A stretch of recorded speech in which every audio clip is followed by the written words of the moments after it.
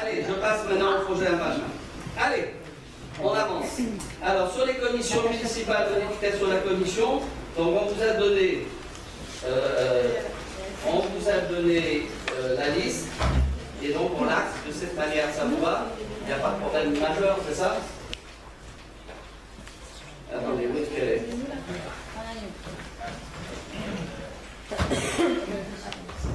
Merci. Alors, il y a, donc, commission des sports, c'est Éric Lauvernet, c'est ça? Oui. Commission développement, activité économique, emploi, service de public et développement, c'est Natacha Monet. Commission des affaires culturelles, Natacha Monet. Anne Lavelle, sur l'urbanisme.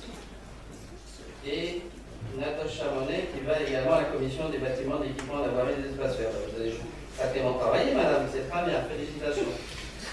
Bien. Alors, j'en viens maintenant à l'ordre du jour. Le point 5 est donc acté. Alors, la mission spéciale, vous avez vu, et on a donné que Marie-Alice s'était rendue, elle a engagé un certain nombre de frais, donc je vous demande de rembourser Marie-Alice de ses frais réels exposés sur présentation de justificatif et de prélever la dépense correspondant sur le budget communal. Pas d'objection adoptée. Alors, j'en viens maintenant à toute une série d'exercices, décisions modificatives, attribution de subventions. Monsieur Bouvier. Bien. C'est bien ça. Il s'agit donc de la décision modificative numéro 1.7. Donc, comme d'habitude, vous le savez, au niveau du regard de l'exécution du budget, on vient ajuster les choses en fonction de ce qui arrive comme élément imprévu. Donc, au niveau fonctionnement, on est à un équilibre à 406 820 euros, avec un transfert de 275 000 euros d'excédent de fonctionnement sur donc, les recettes d'investissement, et un investissement, un équilibre à 543 620 euros. Un point intéressant est de noter que finalement, au niveau des dépenses de fonctionnement, ça concerne moins que 0,30% du total des dépenses de fonctionnement, montrant ainsi quand même une anticipation assez forte. Au niveau des dépenses, donc, il y a eu notamment un ajustement du FPI, du Fonds de péréquation intercommunal et communal, qui était prévu à 460 000, qui est effectivement en réel de 529 985 euros, ce qui est dû en fait à une décision autoritariste de l'État d'augmenter d'1 million de plus le montant du FPIC. Il a fallu donc au niveau de la CHDS, bien sûr, la partager entre les communes en fonction de la population communale des différentes communes. D'où le fait qu'on a donc 71 644 euros de plus. Également un abondement de fournitures diverses des services techniques autour de 56 000 euros pour les travaux de sécurisation des écoles réalisés en régie. Et également, deux subventions exceptionnelles, l'une de 1500 euros pour l'association des entrepreneurs qui faisant la vie suite à l'annulation du vide-grenier, et également donc, un remboursement des frais d'inscription des participants. Et une subvention exceptionnelle de 2 000 euros pour M. Cachot, qui est un docteur en histoire de l'art, qui prépare un ouvrage sur la carrière de l'œuvre, vous avez bien estimé ça, où bien sûr l'exemple sera fortement représenté.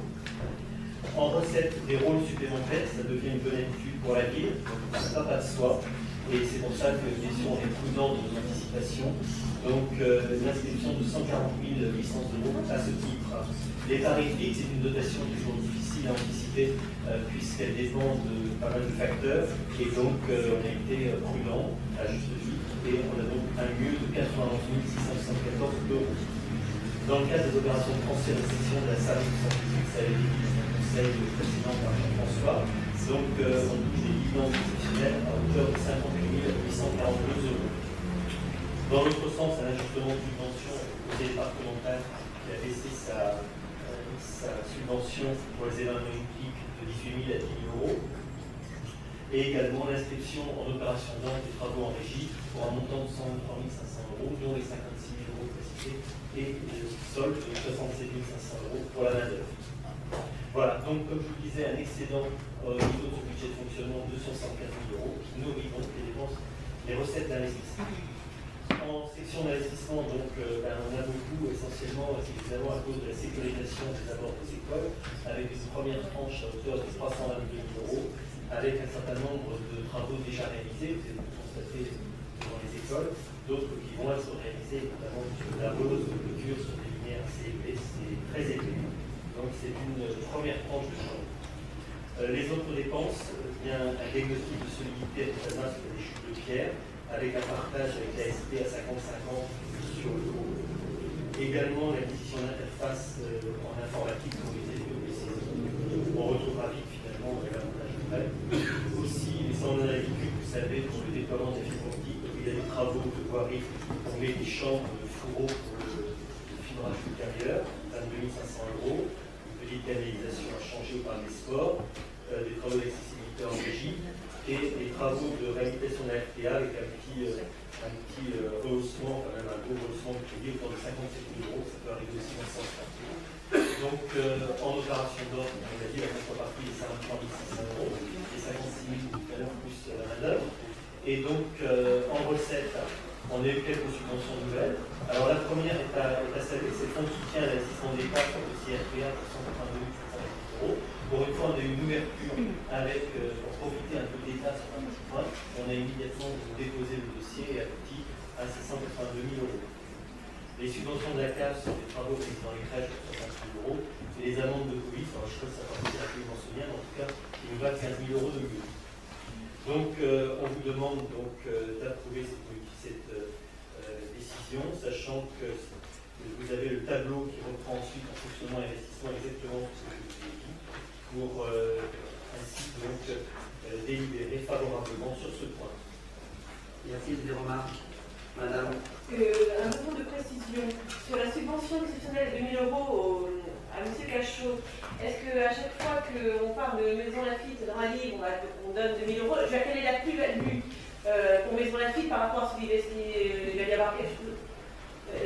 Quel prestige, en plus, Maison Lafitte va intégrer par rapport à cet ouvrage, parce que donc autre ouvrage qui parle de Maison Lafitte, je n'ai pas été subventionné par la ville, donc je veux savoir pourquoi on faisait particulièrement. Tout simplement parce que c'est un ouvrage très sophistiqué, scolastique, sur François Mansart et l'art de François Mansart.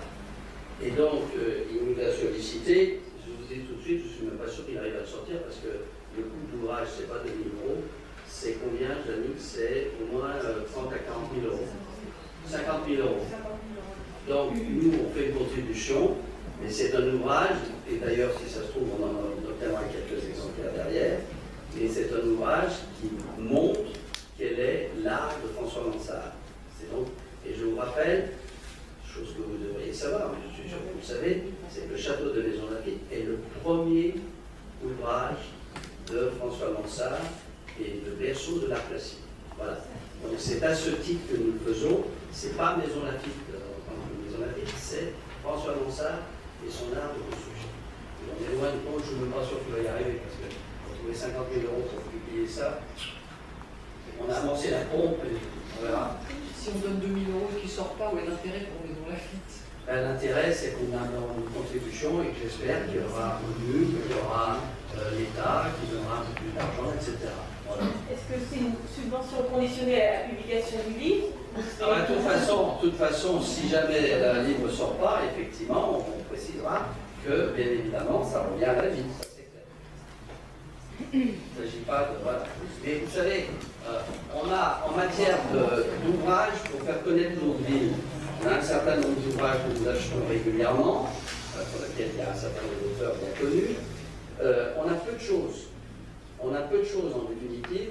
On a l'ouvrage de Madame Sophie Cueil, qui est un ouvrage également très difficile, enfin, qui est un ouvrage pour personnes totalement expérimentées et puis très intellectuelles. On a cet ouvrage-là qui serait, s'il sort, un ouvrage très sophistiqué sur les techniques Mansart, de la famille des Mansart, parce qu'il y a pas que François. Et en définitive, on a quelques ouvrages, on a les courses, on a des choses comme ça, historiques, on a peu de choses. Donc on ne peut pas dire qu'on dépense beaucoup d'argent. On avait des cravates jadis, et puis des foulards pendables. Il va falloir y penser, parce que c'est pas totalement idiot.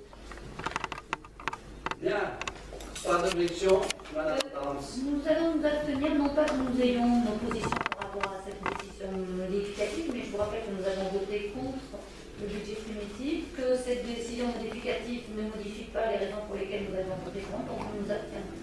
Oui, ça c'est normal qu'elle modifie pas les raisons, vous en aviez pas. Donc, modification sur zéro, ça fait zéro. Que je répète et que vous ne voulez plus entendre et que je continuerai à répéter. Mais c'est pas grave. Je vais modifier la fameuse phrase latine errare humanem est pecerum diabolicum et je dirais perseverum maicabans. Ah oui. Voilà.